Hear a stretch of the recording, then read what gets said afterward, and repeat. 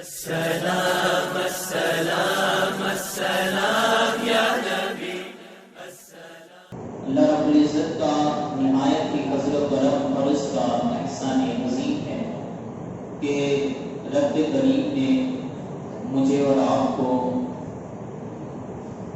ہمیں اسلامی نیا سال عطا فرمایا اور یہ رب کریم کا بہت ہی بڑا فضل و کرم اور اس کا احسان عظیم ہے۔ ساتھ ہی ساتھ ہمیں اپنے رب کی بارگاہ میں دعا کرنی چاہیے کہ اللہ رب العزت ہمیں اس پورے سال کی نعمتوں سے مالا مال فرمائے۔ اللہ رب العزت پچھلی پوری زندگی کے ہمارے گناہوں کو معاف فرمائے اور آئندہ ہمیں ہمیشہ ہمیشہ نیکی کے کاموں کی طرف راغب فرمائے اور برائی سے ہمیشہ ہمیشہ ہماری حفاظت فرمائے۔ اللہ رب العزت ہمارے تمام گناہوں کو معاف فرمائے اور ہماری اس توبہ پر، ہماری اس قول پر ہمیں ہمیشہ ہمیشہ قائم رکھے۔ جو اسلامی سال شروع ہوتا ہے، چونکہ اسلامی سال کا اختتام بھی اور اس کی شروعات بھی دونوں قربانی سے ہوتی ہے۔ اسلامی سال جب ختم بھی ہوتا ہے تو قربانی سے ختم ہوتا ہے اور جب اس کی شروعات بھی ہوتی ہے تو ایک عظیم قربانی سے اس کی شروعات ہوتی ہے۔ گویا کہ اسلامی سال بھی ہمیں یہ پیغام دے رہا ہے کہ لوگوں، اگر تم قربانی دیتے رہو گے تو رب تمہیں کامیابی عطا کرتا رہے گا۔ لوگوں، اگر تم قربانی دیتے رہو گے تو رب کریم تمہیں کامیابی عطا فرمائے گا۔ اس طرح حضرت اسماعیل علیہ السلام نے اپنی قربانی پیش کی۔ اللہ رب العزت نے قیامت تک کے لیے ان کی تمام نشانیوں کو باقی رکھ دیا۔ وَتَرَكْنَا عَلَيْهِ فِي الْآخِرِينَ، اور ہم نے تمہاری تمام چیزوں کو چھوڑے رکھا آخر تک کے لیے۔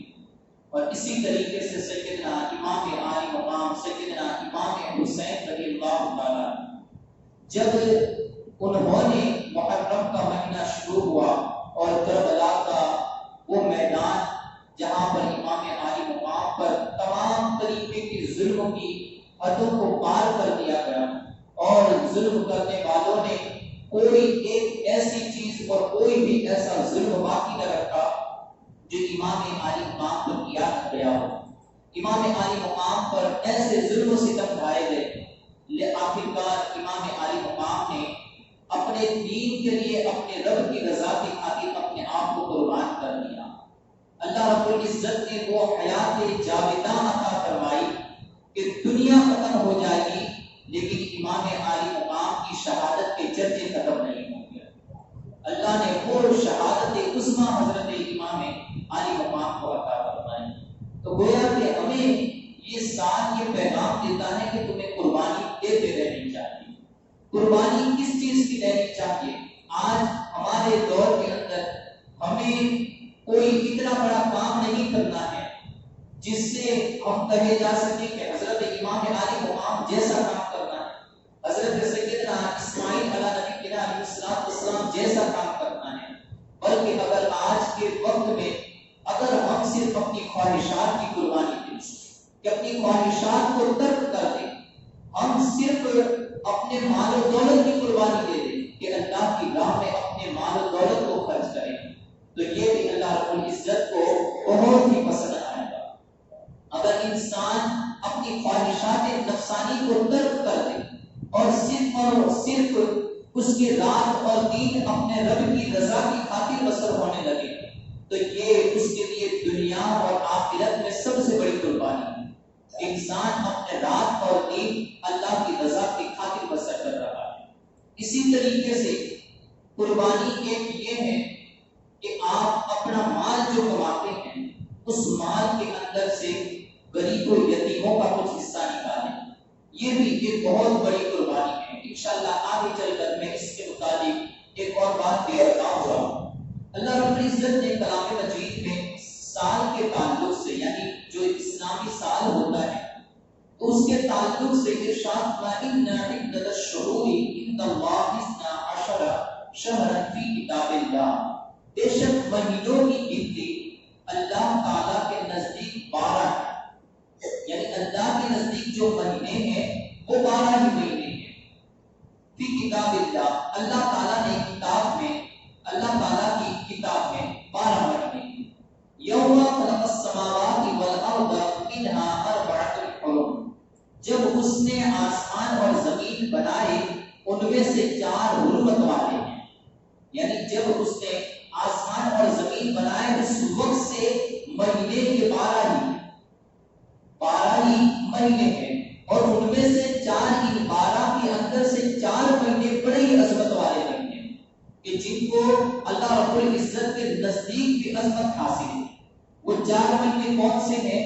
تو مفسرین کرام بیان فرماتے ہیں کہ پہلا مہینہ رجب المرجب، اور 3 سات کے مہینے یعنی ذی القعدہ، ذی الحجہ اور محرم الحرام، یہ 4 مہینے بڑے ہی عظمت والے مہینے ہیں۔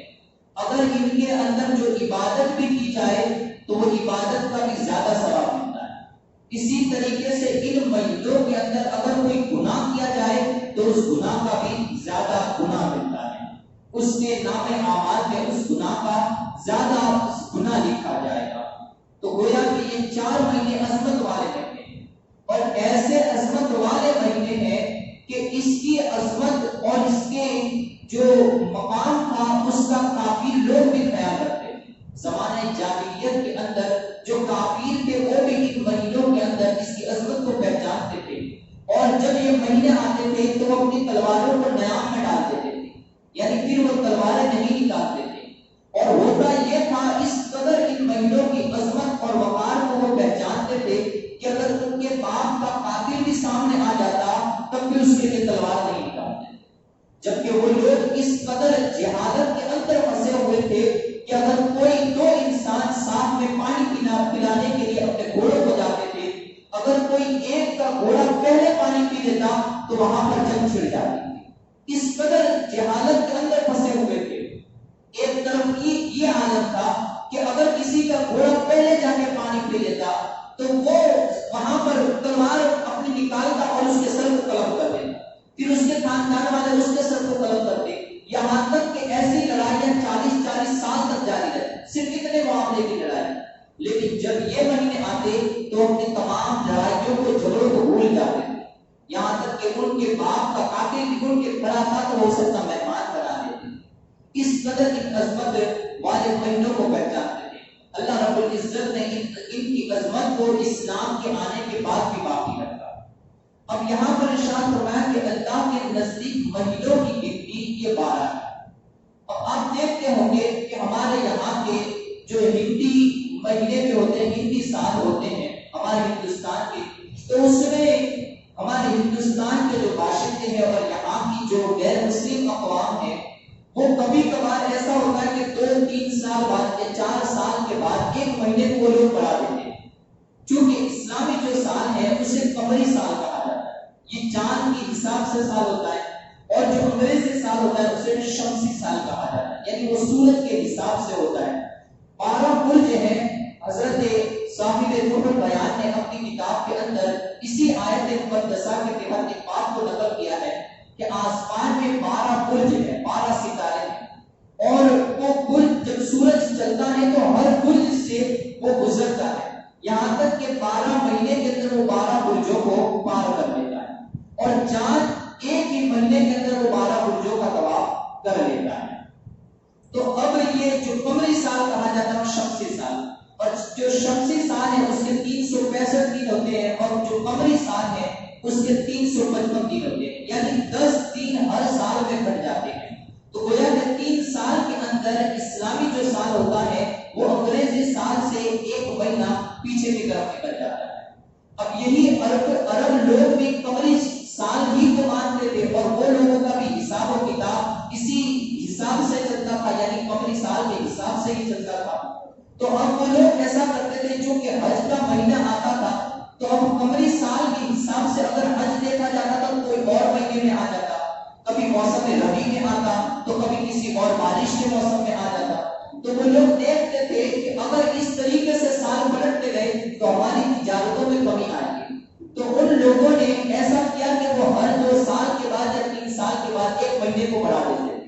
صاحب رول بیان جو نقل کیا کہ 1 مہینے کو بڑھا دیتے تھے تاکہ ان کا جو سال اور جو وقت پر جو حج کا موسم آتا یا تجارتوں کے جو وقت ہوتے تھے وہ وہیں پر ٹھہرے رہتے تھے، جیسا کہ انگریزی سالوں کے سال کے اندر ہوتا ہے۔ لیکن اللہ رب العزت نے اس سے منع فرمایا اور ان تمام مذاہب کا اور ان تمام باتوں کا رد فرمایا اور فرمایا کہ اللہ کے نزدیک جو اللہ نے زمین و آسمان کو پیدا کیا ہے اس وقت سے مہینوں کی تعداد صرف اور صرف 12 ہے۔ 12ویں کے علاوہ تم اپنی مرضی سے 13واں مہینہ کرنا چاہو تو یہ نہیں ہو سکتا۔ تو فرمایا گیا کہ اسلامی مہینے یہ 12 ہے اور اسی کے حساب سے جو پہلا مہینہ ہے وہ محرم الحرام کا مہینہ ہے۔ اللہ رب العزت ہمیں اس کی برکتوں سے اور اس کی رحمتوں سے مالا مال فرمائے اور پورا سال ہمیں اپنی عبادت کرنے کی توفیق عطا فرمائے اور اپنی رضا والے کام کرنے کی توفیق عطا فرمائے۔ اس مہینے کے تعلق سے 1-2 باتیں عبادت کے تعلق سے سماعت کر لیجیے، پھر انشاءاللہ کل سے ہم امام پاک کا تذکرہ شروع کریں گے۔ درود پاک پڑھیے، اللہم صل علی سیدنا و مولانا محمد وعلی سیدنا مولانا محمد وسلم۔ صلاۃ و سلام علیک یا رسول اللہ صلی اللہ علیہ وسلم۔ پہلی محرم الحرام کو جو اگر کوئی یہ دعا پڑھ لے گا، جو دعا یہاں پر درج ہے میں انشاءاللہ آپ کو پڑھاؤں گا بھی، تو اللہ رب العزت پورے سال اس کو شیطان لعین سے اس کی حفاظت کروانا ہے۔ اگر کوئی یہ دعا پہلے ہی چاند کو پڑھ لیتا ہے اور سارا سال یعنی پورا سال 2 فرشتے اس کی حفاظت کا مقرر کر دیے جاتے ہیں کہ اللہ رب العزت آفات ناکہانی اور مصیبتوں سے ان 2 فرشتوں کے ذریعے ان کی حفاظت کروائے گا اور ان پر کوئی مصیبتیں نہیں آئیں گی۔ انشاءاللہ میں یہ دعا پڑھاتا ہوں، آپ لوگ بھی میرے ساتھ مل کر اس دعا کو پڑھ لیجیے۔ بسم اللہ الرحمن الرحیم، اللہم انت الابدی القدیم وہذہ سنۃ جدیدۃ اسألک فیہا العصمۃ من الشیطان وأولیائه والعون على هذه النفس الأمارة بالسوء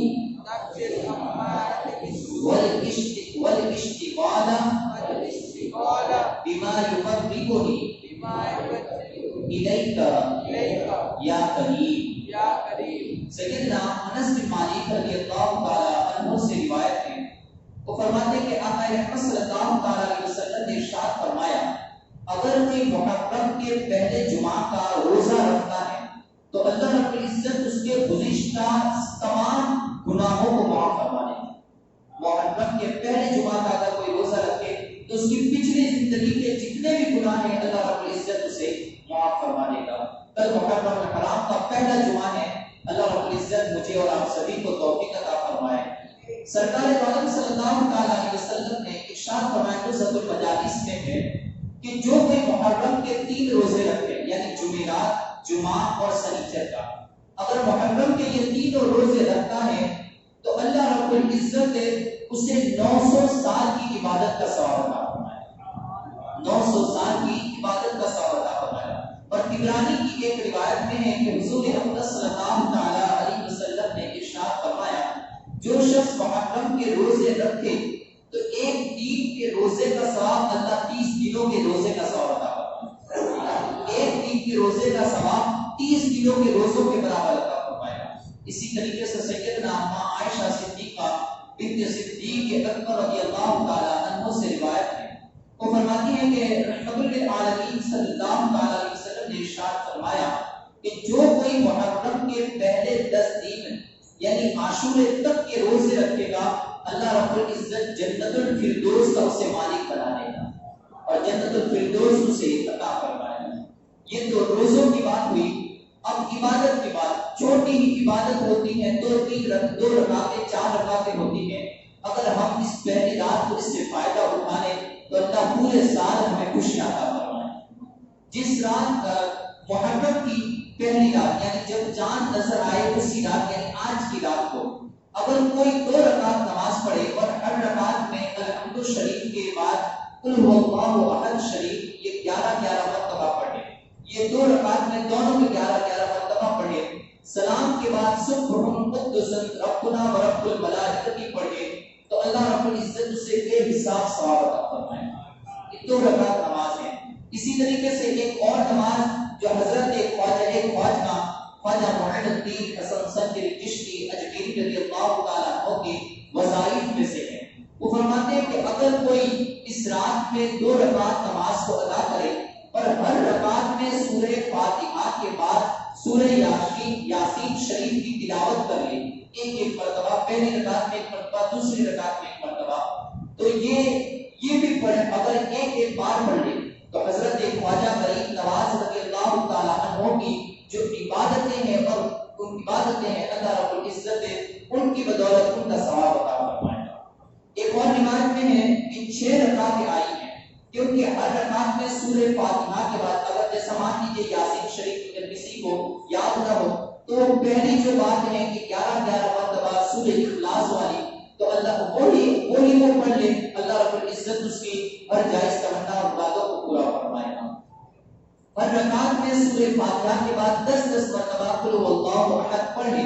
اس نماز کے پڑھنے کے بعد پڑھنے والے کو اللہ رب العزت بہشت میں 2000 محلات عطا فرمائے گا۔ اگر ہر رکعت میں سورہ فاتحہ کے بعد یہ 6 رکعتیں پڑھی ہیں، ان 6 رکعت میں ہر 2 رکعت پر یعنی ہر رکعت کے اندر 10 مرتبہ قل هو اللہ احد شریف تو اللہ رب العزت بہشت کے اندر یعنی جنت میں اسے 2000 محلات عطا فرمائے گا، اور ہر محل میں 1000 دروازے یعقوب کے ہوں گے، اور ہر دروازے پر ایک تخت زبرجد سبز کار ہوگا، اس تخت پر ایک حور بیٹھی ہوئی ہوگی، اور اس کے علاوہ 6000 بلائیں اس نمازی سے دور کر دی جائیں گی، یعنی جو مصیبتوں میں پھنسا ہوا ہوگا اللہ رب العزت اس نماز بدولت اس کی مصیبتوں کو دور فرمائے گا، اور 6000 نیکیاں اس کے نامہ اعمال میں لکھی جائے گی۔ اسی طریقے سے یکم محرم الحرام شریف کے دن میں اگر کل کے دن کے اندر جو 2 رکعت کی نماز پڑھے، چاہے جمعہ سے پہلے پڑھ لے یا جمعہ کے بعد پڑھ لے، اور الحمد شریف کے بعد 3 مرتبہ قل هو اللہ شریف پڑھے، یہ 2 رکعت نماز ہے، اور سلام کے بعد ہاتھ اٹھا کر وہی دعا جو ابھی میں نے پڑھائی اگر وہ دعا پڑھ لیتا ہے تو اللہ رب العزت اس کے اوپر 2 فرشتے مقرر کر دے گا کہ اس کے کاروبار میں اس کی مدد کرتے رہے، یعنی اللہ رب العزت غیب سے اسے روزی عطا فرمائے گا۔ تو یہ ماہ محرم الحرام کی پہلی تاریخ کے اوراد و وظائف ہے۔ انشاءاللہ مجھے اور آپ کو چاہیے کہ ان سے فائدہ اٹھائے، نہ ہو اگر کسی کو یاد نہ بھی رہے ہو تو اس سے بعد میں آ کے پوچھ لیں، میں انشاءاللہ پھر سے بتا دوں گا۔ آئیے ایک میں نے پہلے بتایا کہ قربانی انسان کو کیسے دینی چاہیے۔ حضرت امام حسن اور امام حسین رضی اللہ تعالیٰ اور حضرت عبداللہ بن جعفر طیار رضی اللہ تعالیٰ عنہ ایک مرتبہ حج کے لیے نکلے، اور حضرت امام حسن رضی اللہ تعالیٰ عنہ یہ ہر سال پیدل حج کیا کرتے ہیں، ہر سال پیدل حج کیا کرتے تھے، یہاں تک کہ آپ نے 25 سال ہمیشہ بغیر حج کو چھوڑے ہوئے 25 سال کی لگاتار حج فرمائے ہیں، 25 سال تک لگاتار آپ نے حج فرمایا، اور وہ بھی پیدل حج فرمایا کرتے تھے، کسی سواری پر سوار ہو کر نہیں جاتے تھے۔ ایک مرتبہ جب حج کے لیے نکلے تو آپ کے ساتھ جو آپ کے ساز و سامان کا جو اونٹ تھا وہ اونٹ راستہ بھٹک گیا اور وہ کسی اور راستے کی طرف نکل گیا، اور حضرت یہ تینوں حضرات امام حسن، امام حسین اور حضرت عبداللہ بن جعفر طیار رضی اللہ تعالیٰ عنہ یہ ایک طرف نکل گئے۔ اب راستے کے اندر بھوک اور پیاس نے بڑا ہی ستایا اور بڑی ہی تکلیف محسوس ہوئی۔ ایک جگہ پر پہنچے تو وہاں پر ایک جھوپڑی نظر آئی، وہاں پر ایک بڑھیا باہر بیٹھی ہوئی تھی، اس کے پاس پہنچے اور کہا کہ کیا ہمیں پانی مل سکتا ہے؟ تو اس نے آپ کے لیے پانی لائے اور تینوں حضرات کو پانی پلایا۔ اس کے بعد حضرت امام حسن رضی اللہ تعالیٰ عنہ نے کہا کہ کیا کوئی کھانے کی چیز بھی مل سکتی ہے؟ تو اب جو کہ اس نے جو پانی کے ساتھ ساتھ ایک بکری کا آپ کو دودھ بھی پلایا تھا، اور پھر کہا کہ یہ ایک بکری کے علاوہ میرے پاس کوئی دوسری چیز نہیں ہے جس کو میں آپ کو کھلا سکوں، اسی کو ذبح کر لیجئے اور کھانا بھی اسی کو تناول کروا لیجئے۔ چونکہ عرب کے لوگ ضیافت اور مہمان نوازی میں بڑے مشہور تھے، اور چاہے ان کے دشمن بھی ان کے گھر پر آ جاتے تو وہ مہمان نوازی کھلے دل سے کیا کرتے تھے. اور آقا رحمت صلی اللہ علیہ وسلم کا بھی یہ فرمان ہے کہ اطعموا الطعام، کہ بھوکوں کو کھانا کھلایا کرو. تمہارے گھر پر چاہے کوئی بھی بھوکا آ جائے کبھی بھی اس کو بھوکا لوٹایا نہ کرو بلکہ اس کو کھانا کھلا کر بھیجا کرو. یہ اسلام کا ایک ایسا انداز ہے کہ جس نے بہت سے لوگوں کو اسلام کا دامن عطا فرمایا ہے. لوگوں کو کھانا کھلانا اور لوگوں کے پیٹ کا خیال رکھنا یہ اسلام کا ایک اہم فریضہ ہے.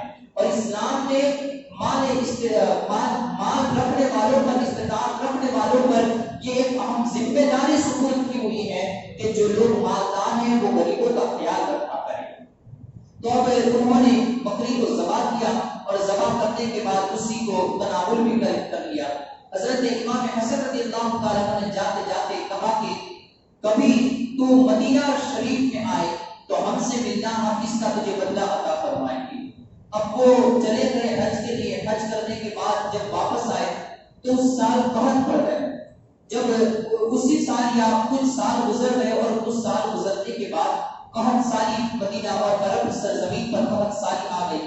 قحط سالی کے اندر وہ جو بڑھیا تھی وہ بھی جگڑ گئی. اب اس کے پاس کوئی بھی کھانے پینے کی چیز نہیں تھی تو وہ مدینہ طیبہ پہنچ گئی اور وہاں پر جو اونٹ کی لیڈ وغیرہ جو ہوتی تھی اسی کو اٹھاتی تھی، اسی کو بیچتی تھی اور اسی سے کچھ کما کر وہ اپنے پیٹ کو بھرتی تھی. اب رہتے رہتے دن گزرنے لگے. ایک دن حضرت امام حسن رضی اللہ تعالیٰ عنہ یہ بازار سے گزر رہے تھے، امیر المومنین تھے. اب جب بازار سے گزر رہے تھے تو اسی وقت اس بڑھیا کو دیکھا کہ وہ اونٹ کی مہنگیاں وغیرہ چن رہی ہے. تو اب اس کے پاس پہنچے اور کہا کہ مائی کیا تم نے مجھے پہچانا؟ کہا کہ نہیں، میں آپ کو نہیں پہچانتی. کہا کہ میں وہی شخص ہوں جس کے گھر تیرے گھر پر ہم لوگ آئے تھے اور تو نے ہماری مہمان نوازی کی تھی. تیرے گھر ایک بکری تھی اور تو نے اس بکری کو بھی ہمارے لیے ذبح کر دیا تھا اور ہمیں کھانا کھلایا تھا. حضرت امام حسن رضی اللہ تعالیٰ عنہ نے فوراً اپنے غلام کو حکم دیا اور کہا کہ جاؤ میرے اپنے مال میں سے کچھ پیسے دو اور 1000 بکریوں کو خریدو. 1000 بکریوں کو خریدو اور 1000 بکریاں اسماعیل کو عطا کر دو. 1000 بکریاں حضرت امام حسن رضی اللہ تعالیٰ عنہ نے اس بڑھیا کو عطا کر دی اور ساتھ ہی ساتھ 1000 درہم بھی اسے عطا فرمائے. پھر اپنے غلام کو حکم دیا، کہا کہ اس کو لے کر جاؤ اور امام حسین کے پاس جاؤ اور کہنا کہ بھائی نے 1000 بکریاں دی ہیں اور 1000 درہم دی ہیں. حضرت امام حسین کو جب پتا چلا تو حضرت امام حسین نے بھی اسے 1000 بکریاں اور 1000 درہم عطا فرمائے. 1000 بکریاں اور 1000 درہم عطا فرمائے. چونکہ اہل بیت نبوت سے یہ تعلق رکھتے تھے اور آقا رحمت صلی اللہ علیہ وسلم کے بیٹے تھے. کیسی سخاوت فرماتے تھے. دیکھیے ایک بکری کا بدلہ انہوں نے 1000 سے عطا فرمایا. یہ خاندان نبوت کے ان فردوں کی بات ہے جب اللہ بدلہ عطا فرمائے گا تو کیسا بدلہ عطا فرمائے گا. جو ایک نیکی کا بدلہ 1000 سے جو آقا رحمت صلی اللہ علیہ وسلم کے بیٹے عطا فرماتے ہیں، جب ان کا مولا اور ان کا رب ہمیں جب بدلہ عطا فرمائے گا تو کس انداز میں عطا فرمائے گا. اب حضرت امام حسین رضی اللہ تعالیٰ عنہ نے اسی گڑیا کو ساتھ میں لیا اور اپنے غلام سے کہا کہ جاؤ عبداللہ بن جعفر کے پاس لے جاؤ اور کہنا کہ دونوں بھائیوں نے 2000 بکریاں اور 2000 درہم عطا کی ہیں. حضرت عبداللہ بن جعفر طیار رضی اللہ تعالیٰ عنہ وہ بھی بڑے سخی تھے. آپ نے 2000 بکریاں اور 2000 درہم دوسرے عطا فرمائے. ایک بکری کا بدلہ اسے یہ دیا گیا کہ وہ 4000 بکریاں اور 4000 درہم لے کر وہ اپنے گھر کی طرف لوٹ. 4000 درہم اور 4000 بکریوں کو لے کر یہ ایسے سخی خاندان سے تعلق رکھتے تھے. اب ذرا یہاں پر ایک نقطہ میں آپ کے سامنے پیش کروں کہ وہ نفوس قدسیہ جنہوں نے ایک بکری کا بدلہ 4000 درہم و دنانیر اور 4000 بکریوں سے عطا فرمایا، اگر آج ہم ان کا نام لینے کے لیے یہاں پر بیٹھیں گے اور ان کا نام پکاریں گے، ان کے اوپر درود بھیجیں گے، ان پر صلاۃ و سلام پڑھیں گے اور اللہ رب العزت کی بارگاہ میں ان کا واسطہ طلب کریں گے، تو پھر سوچئے کہ کل میدان محشر کے اندر ہمیں وہ کیا بدلہ عطا فرمائے. ہماری تمام مرادیں پوری کر دی جائے گی اور میدان محشر میں اللہ رب العزت ہمیں ان کی شفاعت عطا فرمائے گا. انشاءاللہ کیسی شفاعتیں ملے گی وہ کل ہم حدیث مبارکہ کی روشنی میں سماعت کریں گے. اللہ رب بار بار دعا ہے اللہ رب العزت ہمیں ہمیشہ ہمیشہ اہل بیت اطہار کی محبت عطا فرمائے، ان کے نقش قدم پر چلنے کی توفیق عطا فرمائے، ان کے فیضان سے مالا مال فرمائے۔